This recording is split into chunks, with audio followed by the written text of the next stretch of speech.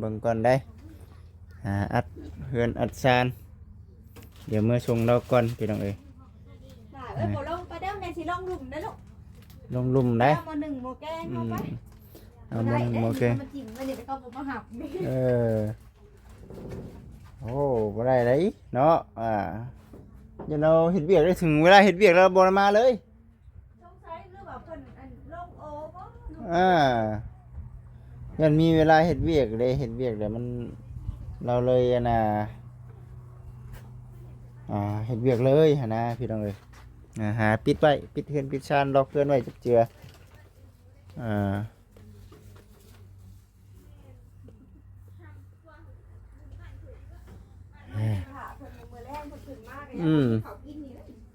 ผู้อ้ายนะบ่ไปบ่ผู้อ้ายนะผู้อ้ายนะบ่ไปเนาะไปฉันพี่น้องเด้อเนาะทางบ่จิตเองก็สิได้จบคลิปก่อนได้พี่น้องเอ้ยเนาะมาหาทางเอื้อยของทางน้องดำเพิ่นมื้อนี้พี่น้องเนาะพร้าวเด้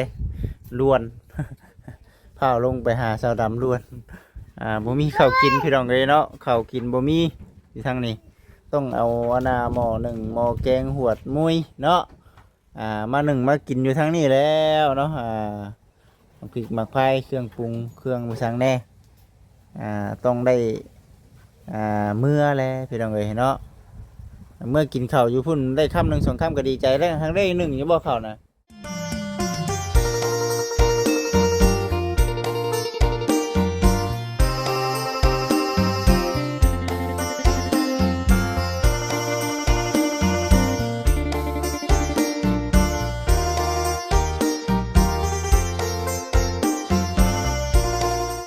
โดยพี่น้องเอ้ยอยู่ที่เฮือนสีฟ้าเด้อพี่น้องเด้อเนาะถือว่าโอ้ยเนาะงามคักพี่น้องเอ้ยวันนี้ทางบุจิตเองก็พา FC มาหาเอ้ยของทางน้องดำเพิ่นเนาะเรียกว่าทางสาวทองมีเพิ่นพี่น้องเอ้ยพอมานี่เป็นเบิดเลยนี่เนาะสะอาดสะอ้านขึ้นกว่าเก่าพี่น้องเอ้ยโอ้ยเนาะฝุ่นทั้งนี้ก็ได้อยู่ในช่วงบรรยากาศตอนแดดอยากแหมๆอยู่ได้ละพี่น้องเอ้ยเนาะช่วงบ่ายๆแล้วล่ะตอนนี้ก็ยังชีผู้แลแล่นนอนพากันบุกพากันทางอีกเนาะคนกรุกลัวผลพี่น้องเอ้ยเนาะเอากับทักทายสบายดี FC ทุกทานเด้อพี่น้องเด้อพ่อกับบุจิตคือเก่าวันนี้ก็ได้เบิ่งดูมีหยังอยู่ทางเฮือนครัวเฮามีแนวมาไว้เด้อบ่เฮือนครัวเฮานี่ยังเนาะคุณครัวเขายังมาทันได้มีมาใส่เดี๋ยวต้องถามไทยบางทางสาวทองมีเพิ่นก่อนพี่น้องเอ๋ยเนาะสิถามไทยทางสาวทองมีเพิ่นนำเอาสาวทองมีสบายดีสบายดีโอ้ยคนหน่อยเอ้ยพอเพิ่นไปโรงเรียนพอเพิ่นไปเฮ็ดงานมานี่เนาะบ่แม่นไปโรงเรียนพี่น้องเอ้ยโอ้ยลืมขอโทษขออภัยหลายๆเฮ็ดจังได๋บ่อยู่ผู้กินเจ้าเฮ็ดอยู่ไสมื้อนี่ยังบ่ทันย้ายเถื่อยังบ่ทันย้ายเถื่อบ่อ๋อคือว่าสิได้ย้ายมื้อนี้ว่าสิได้ย้ายมื้อนี้เดี๋ยวว่านี่ได้ล่ะบัดส่งอยู่บ่คือสิบ่ได้ลงไปแต่บิดละเว้ากับผัวว่าเจ้าเลิกงานมื้อเที่ยงจะมารับข่อยเด้อก็สิได้มื้อเก็บเครื่องตัวได้เครื่องเพิ่นก็สิได้ส่งคืนไว้ให้เพิ่นตัวได้เครื่องเอามาใส่อยู่พี่แสดงว่าเรื่องหม้อหนึ่งหม้อแกงเรื่องคุมอยู่คุมกินน่ะยังอยู่พุ่นอยู่เพิ่นว่าบ่ได้ขึ้นมาแต่ว่าในเรื่องการนอนนี่นอนแล้วบ่นอนแล้วนอน2คืนแล้วมียังล่ะฮะไปลินไปลูกหาบ่ไม้เด้อหาบ่ไม้ไปให้ไม่เห็นอยู่บ่เนาะถือว่านอนจักมื้อแล้วก็2คืนแล้วนอน2คืนแล้วสิเป็นจังได๋ต่างๆอยู่บ่พันหยังแน่บ่ได้พันหยังเนาะนอนรับสบายอยู่ดอกว่าสบายอ๋อดีแล้วท่านดีแล้วถือว่ามาเผามาดูแลอยู่นี้เนาะมื้อนี้บ่นี่หรือว่าจังได๋ทางญาติมื้อนี้บ่นี่โดย อ้ ตอนเช้าอะตอนแรงของผมจังสิทางอีก ทางหญ้าให้มันเป็นคือว่าอะไรพี่น้องเอ้ยเห็นบ่บนพื้นที่แถวนี้พี่น้องเอ้ยเนาะเห็นบ่เป็นเบิดเลยแถวนี้เนาะถือว่าดีแล้วใครก็ปล่อยไว้ให้มันหกเนาะ โดย ปล่อยไว้ให้มันหกมันยันงูยันเงี้ยวยันเด็กน้อยนี่แหละนี่เนาะ โดยเป็นเหยียบน้ำเพิ่นน่ะเป็นหยางลงไป มีน้ำเด้เนาะแม่นบ่ มีน้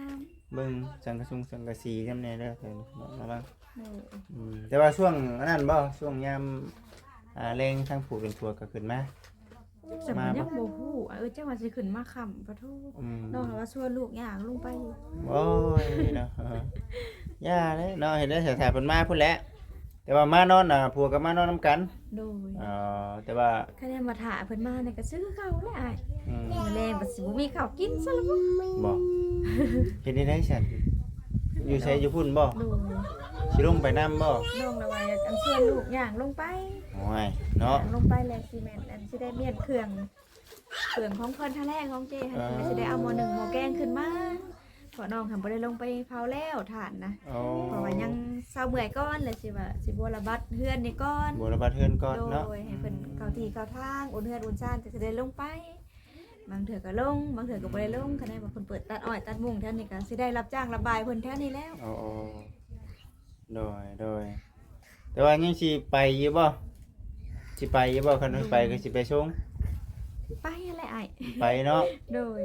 ยังบ่มีข้าวกินแม่นบ่ โดยปัดมื้อแรงเพิ่นขึ้นมาเพิ่นสิบ่มีข้าวกินคือ ครับ ทางน้องนี่ก็ยังบ่ได้กินข้าวเที่ยงเด้อ เอ้าจังว่าแท้ โดย เออ แค่ได้เพิ่นว่าเพิ่นสิขึ้นมาเพิ่นว่าก็สิขึ้นมารับเพิ่น ผู้เป็นผัวไหน โดยคือมีไข่ที่ชุมอ้ายเอามาผากมาต้อนก็ยังบ่ได้เอาขึ้นมา อยู่พุ่นเบ่เลย โดย โอ้โห เพิ่นน่ะก็สิได้ต้มหมี่กินน้องเบิกทรงจะว่าบ่ได้ขึ้นมายันว่ารถติดบ่ได้ อืม รถก็จักห่างน้อยๆนึงเพิ่นเลยว่าบ่อยากให้ลงไปนำกันเพิ่นน่ะคือน้องว่าหาแลอันตีนเพิ่นโชกข้างหน้าเพิ่นอยากแตกหั้นนะ โอ้ย ฮักเพิ่นว่า เนาะ โดย มันก็ได้เป็นสาเหตุที่ว่าบ่ได้ขึ้นมาหับเมีย โดย อืมเนาะแต่โทรศัพท์สื่อสารกันบ่มี บ่มีอ่ะบ่มีคือน้องดำนั่นแหละน้องก็ได้เพิ่นบ่ทิ่มไว้นี่แล้วก็อยู่นี่ อืมมีแต่ลงไปหากินข้าวกินน้ำอยู่พุ่นเนาะ โดย ลงไปหากินข้าวกินน้ำอยู่พุ่นแล้วจึงบัดขากลับขึ้นมากล้าว่าสิมาในใด น้องบ่ แม่น อันตะพิดละว่าสิหารถไถเพิ่นรถไถเพิ่นเฮือนใกล้นี่แหละบ่ไปคนผัวผัดบ่อยู่แล้วก็ อืม น้องอันสิได้เพิ่งรถไถอันผู้เพิ่นมาหยิบทานซอยน้องหั่นเด้เพิ่นมีรถไถ อ๋อ แต่ว่าสิหาเพิ่นขึ้นมาส่ง อะไรดีบ่ของนะ ก็บ่หลายดอกอ้ายเอ้ยสิเป็นหม้อหนึ่งข้าวหัวหนึ่งข้าวกับทางน้ำพอได้ใช้หั่นแหละเหลือหันกับของเพิ่นสิได้เก็บเมียนส่งคืนเพิ่นเพราะว่าเฮามาอยู่พี่เพิ่นผัดยันทั้งผุนเสียของเพิ่นนั่นน่ะบ่ทันเมียนมัดให้เพิ่น วันนี้น่ะสิเอาขึ้นมาแล้วก็เอามาเลยของเฮาน่ะ โดยจะได้ขึ้นมาเลย โอ้ยเนาะฉันแล้วสามีแต่ผู้ได้ฉันเดียวจะหน่อยเฮาลงไปเนาะ โดย ลงไปเอาเครื่องของ โดย เขาน้ำซ้ำปลาอยู่พุ่นเบิดเลยบ่ แม่นอยู่พุ่นอ้ายเอ้ย โอ้ ขึ้นมาคืนนี้ก็คือไอ้เห็นแล้วรถก็อย่างห่างแน่ทั้งคนทั้งม้าอีกคืนนี้ก็ โอ้ย เพราะว่าได้เอาแผ่นโซลาร์เซลล์ลงไปผะสากอยู่พุ่นน้ำฝาก สากพุ่นอีก ดูดฝากอีเด็กฝันยันเพิ่น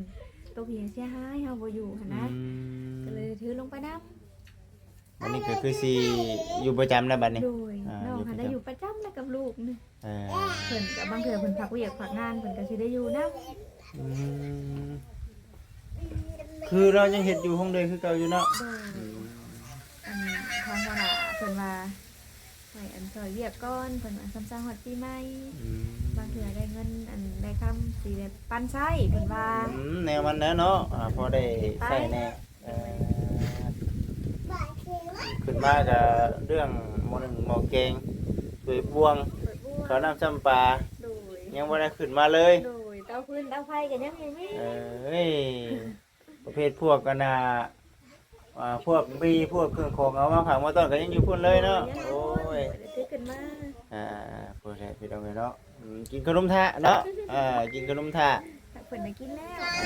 เอื้อยอันนั้นเพิ่นมากินนี่เพิ่นอันว่าอันได้ถือข้าวติดรถมาเพิ่นแล้วมาปั่นให้เพิ่น เฮ้ยเนาะฉันแล้วจังหวะครับ ผู้ใหญ่นั่นไปดินบ่ โดยเป็น ไปดินเนี่ยพี่น้องกับทางลูกช้างเนาะโอ้อยู่ใกล้ๆกันใครแน่เนาะมีเด็กน้อยแน่พี่น้องเอ้ยมีเด็กน้อยใครๆอยู่หรอก เมื่ มั อน เช้านี้ที่เพิ่นก็มาได้ บ่ มาเพิ่นแบกยกแบกเสียงมาเสียงานช่วยน้องก็เลยได้บักวันโมทางอันเบาเตียงเพิ่นมาแหวว่านนี่เพิ่นได้บักโมมาโตะเพิ่นกินแหวอยู่โต๊ะทาน เอาไปชาน ดูว่านี่ยังบ่ทันขึ้นมานี่จะขึ้นมาโน่นแล้วลุกลงไปคำเติบแล้วเพิ่นมาก็ได้ ไอเตียงอะไร ดูเพิ่นนั่นมาแหวทางน้องดำแน่แล้วก็ได้เข้ามาทางน้องน้อยนึง อ๋อ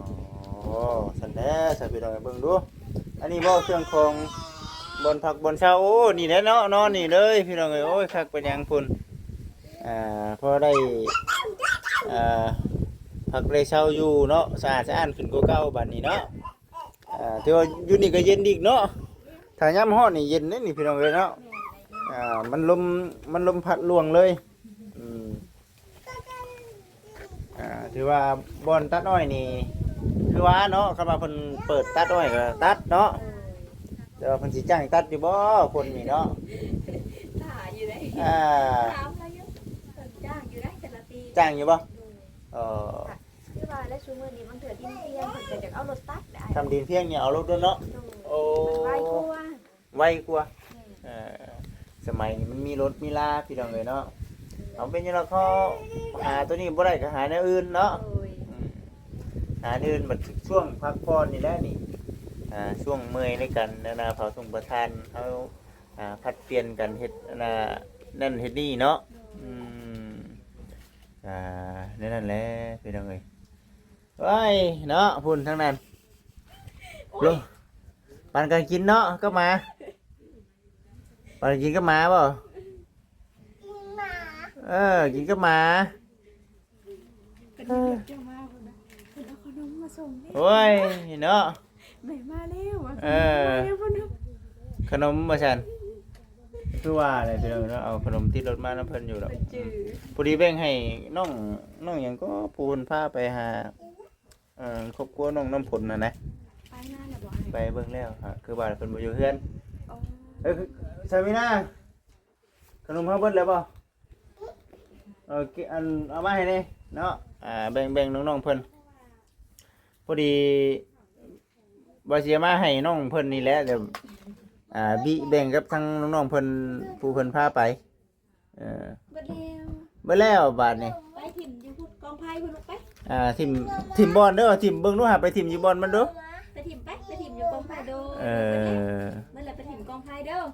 ทิมอยู่กองไผ่เนาะถิ่มถืออยู่บ่นั่นแหละอยู่หั่นทั้งหมาก็เอาขึ้นมาเบิดเลยเนาะทั้งหมาทั้งคนเลยใครอยากเอาหมามาเผาไว้เลยเอาหมามาเผาไว้เลยใครดอกให้มันเฮาเอาให้คนหน่อยด้วยฮะคุณสบายดีสบายดีถุงยาเอางามๆก่อนถุงงามๆก่อนถุงยาโอ้จ้าเลยเนาะมักแล้วนิดหน่อยกับขนมนี่เนาะแบบบ้าเนี่ยคือใหญ่กว่าคนให้ดีปึ๊บ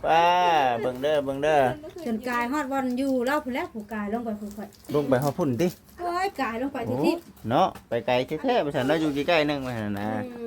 บ่สิพาเราลงไปอยู่บนเก่าก่อนเราจะไปเอาเครื่องของเราแล้วเขานำซ้ำปลาเราโอ้สิกลับไปเอาเครื่องอยู่บนอยู่พุ่นบ่ยังบ่ได้กินข้าวเช้าเฮ้ยข้าวเที่ยงเนาะยังบ่ได้กินข้าวเที่ยงเด้เพิ่นยังบ่ทันได้กินเดี๋ยวแบบนี้ยังทันพาลูกกินข้าวกินน้ำแบบนี้เดี๋ยวเพิ่นเอาข้าวซิบข่อยได้โจกเพิ่นมากินข่อยเราเลยกินท้าว่าชนะ3ปัวเราเข้ามาส่งข่อยว่าผู้ใหญ่ใครอยู่ผู้ใหญ่ข่อยนี่เด็กน้อยยังบ่จักอดเฮาเนาะผู้ใหญ่คือกันเนาะท้องโขกันเนาะอุ้ยพี่น้องเอ้ยถ่ายเมื่อกี้นี่บ่ได้ยินเสียงชาวทองมีเลยเป็นอะไรเอ่ยจักไม่ข่อยมันตายวันนี้ก็ขออนุญาตเขากับทางวัดจิตเพิ่นเด้อเหมือนเด้อจะเป็นหยังเนาะเขานำวัดจิตแล้วน้องนี่นะถามเพิ่นลืมกินน้ำข้าวจะดื้อมากินน้ำมีแต่นั่นแหละมีแต่ว่าเฮาอยู่เท่ากับ เบิ่งหั้นแหล้วบัดนี้ FC เพิ่นก็คอยเบิ่งคอยชมอยู่ได้เนาะ เพราะว่ามันสะอาดมันบ่ที่พกมันบ่ สมคนบ่ได้อยู่เด้ อืม บัดนี้คนอยู่แหละ มีหยังมีหยังเนาะ แม่นคนบ่ได้อยู่เลยมันก็ฮุกเนาะคนมาอยู่ก็เป็นบัดนี้นอนเผาแยงวงชั่วน้อยแหละ กับอันดาใส่เนาะพี่น้องเอ้ยมีบ่จิตปลูกอยู่นะกงบักคุงเนาะตายบ่ได้บ่กงคุงน่ะ บ่เห็น โอ้โกยเนาะ คนบ่อยู่เด้เฮาบ่เบิดน้ำมันเนาะ บ่จิตก็ปลูกคือกันได้กงบักคุงแถวนั้น ผลไม้แล้วเนาะ อืม คืออยู่บ่อนเหตุการณ์งานแบบเขาน้ำซ้ำปลาเนาะต้องเอามีรถแก้ขึ้นมาพี่น้องคำว่าสิให้เราหักขึ้นมาแต่ละมื้อเนาะคือไว้มันไกล รถเราเนาะบัดมันบ่ติดเฮ็ดได้นั่นน่ะ อยู่หันแล้ว บ่รถน่ะมันบ่ได้อันนั้นบ่มันบ่ได้มีอันยันบ่ บ่มี มันสตาร์ทเด้ บ่มี ไม่ให้ยู่เอา อยู่ ปอ โอ้ ตัว ซานี่ก็น้องอยู่ลงนี่3-4ลบ โอ้ จะอยู่เอา ยู่เลย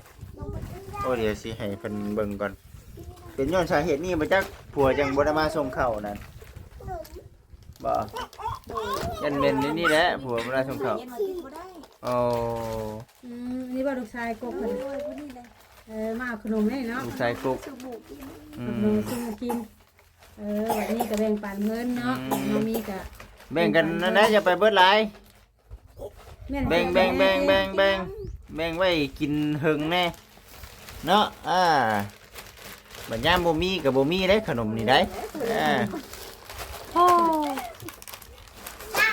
ยามบ่มีก็บ่มี เป็นคนบอกวิธีหมู่เลยให้หมู่กินน้ ไปอีกแล้ว ไปอีกแล้ว แม่สิขึ้นเมื่อเทิงได้ล่ะแม่สิขึ้นเมื่อเทิงได้ สิขึ้นไปบนได้บัดนี้เด้อ ำแม่จะขึ้นเทิงป้าเด้อบ่ขึ้นน้ำบ่ เมื่อนำบ่ฮะบ่เมื่อบ่ โอ้เมื่อพอแล้วมีหมู่คุยเนาะ เขาก็อยู่ในนี้มืด บ่ยังมาเห็นเจ้าบ่เห็นเนาะให้บ่ให้บ่ ๆขำมาแล้วมาแม่เอ้ยอันเฒ่าอันนั้นแล้วเอาลูกชิ้นกับเผาให้ลูกกิน แม่นบ่ ฉะนั้นต้มปลาให้กิน อยู่นํกันเบิดมื้อติ ลูกหมู แต่ผู้น้อยนี่บ่อยู่เนาะผู้น้อยนี่เนาะ ผู้น้อย ติดแท้ ผู้น้อยอยากดื้อแห้งค่ะป้าก็จะอยู่ในเทิงหักน้องหน้าบ่ได้ ๆโอ้เบิ่ง เฮ็ด ได้ ตกน้ำตกในเนาะ แม่ เบิ่ง ตกน้ำใกล้ซับตกน้ำหั่นโอ้ย น้องหน้าบ่กว้างแท้ เจ้าก็ว่าแล้วก็บ่อนก็มีบ่อนเลิกบ่อนตื่นพี่น้อย ตัวนี้แหละอันตรายเนาะระวังเด้เรื่องน้ำเรื่องไหนแค่นี้ก็เบิ่งเอาเด้ ไปลักดินน้ำมา คุยกับทางบ่จิตไปเด้อ ยากดอกเนาะมีแต่คือว่าอะไรพี่น้องเอ้ยแต่ก็ได้ทั้งบ่จิตเองก็มาอัปเดตเบิ่งเนาะมาถามไทยเบิ่งว่าซั่นเป็นจังไดนอนพักนอนเช้านอนรับพันดีอยู่เนาะนอนรับนอนเจ็บพันแล้วพี่น้องเอ้ยใครกลัวอยู่บนเก่าอยู่เนาะใครอยู่กลัวอยู่บนเก่าอยู่ดอก อยู่บนเก่านะคือเอาแน่นะพี่น้องเอ้ยเนาะเฮาอยู่อันนั้นเป็นของเพิ่นเลยเนาะแม่นบ่เป็นของเพิ่นเลย เวลาเฮานอนก็คือว่าแหละพี่น้องเอ้ยเนาะลมพัดหยังก็เพิ่นว่านะควันเนาะควันต่อทานมีแต่ว่าคือยันว่าบ่จิตว่าขออนุญาตเด้อคันว่าบ่จิตเมื่อชงน่ะมีสิมีแนวเอามาอยู่บ่ยันว่าบ่จิตเมื่อแล้วบ่จิตสิไปเวียกเลยหั่นนะ ไปส่งไปนอกก็ได้ อ๋อ ยันไอพาไปเรียก แม่นมีสิก็พอดีว่าพากันเอาขึ้นมากับผัวเนาะ โดย ยันว่ามีแนวนั่นพี่น้องเนาะเพราะว่าเฮาเมื่อส่งทั้งน้องเพิ่นแหละสิอันน่ะออกไปงานเลยว่าซั่นน่ะนะสิกลับไปพุ่นแหละเพราะว่ามีแนวรับเอาอยู่ในซิโนพุ่นแหละพี่น้องเอ้ยเนาะก็เลยว่าเอ้าสิไปส่งเพิ่นก่อนพอได้ข้าวกินได้เนาะเป็นป้านี่มันบ่มีฮอดเกลือบ่ได้แป้งนัวโหต้องเตรียมได้เนาะต้องมีเบิดได้บ่ทางนี้น้องเขาบ่ได้ลบลงไปเด็กน้องพี่กับลูก คันถ่าแต่ทั้งผัวมาส่งก็บ่ได้อีกเนาะเพราะว่าเฮาก็แม่ก็จักคนสิมาได้จักบ่ บ่แห้งคันสิถ่าจนฮอดมะเร็งเนาะ โดย พี่น้องเอ้ยเนาะเบิ่งเตรียมได้บ่เตรียมเครื่องได้บ่ โดยมีแต่สิได้อาเทือน อาเทือนอาซานนั่นแหละพี่น้องเอ้ยเนาะ ไปอัดเฮือนอัดซานพุ่นแหละแล้วเบิดแล้วบ่เบิ่งก่อนได้อัดเฮือนอัดซานเดี๋ยวเมื่อชงเราก่อนพี่น้องเอ้ย บ่ลงไปเด้อแม่สิลงลุ่มเด้อลูก ลงลุ่มได้ เอามาหนึ่งโมแกงเอาไป เอามันโอเค มาจิ้มไว้นี่แต่เขาบ่มาหับ โอ้บ่ได้เลยเนาะอย่าเราเฮ็ดเวียกได้ถึงเวลาเฮ็ดเวียกแล้วบ่ได้มาเลย สงสัยหรือว่าเพิ่นลงโอบ่ ยันมีเวลาเฮ็ดเวียกเลยเฮ็ดเวียกเดี๋ยวมันเราเลยเฮ็ดเวียกเลยหั่นนะพี่น้องเอ้ยหาปิดไว้ปิดเฮือนปิดชานล็อกเฮือนไว้จับเจือ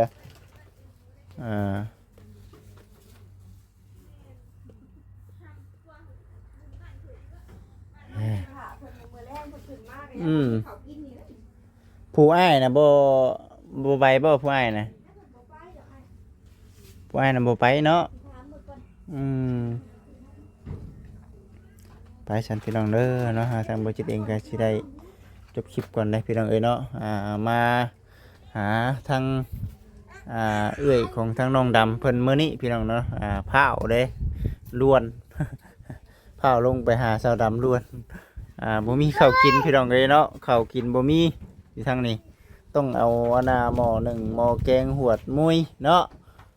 มาหนึ่งมากินอยู่ทางนี้แล้วเนาะพริกหมักไผ่เครื่องปรุงเครื่องมือสังแน่ต้องได้เมื่อแล้วพี่น้องเอ้ยเนาะ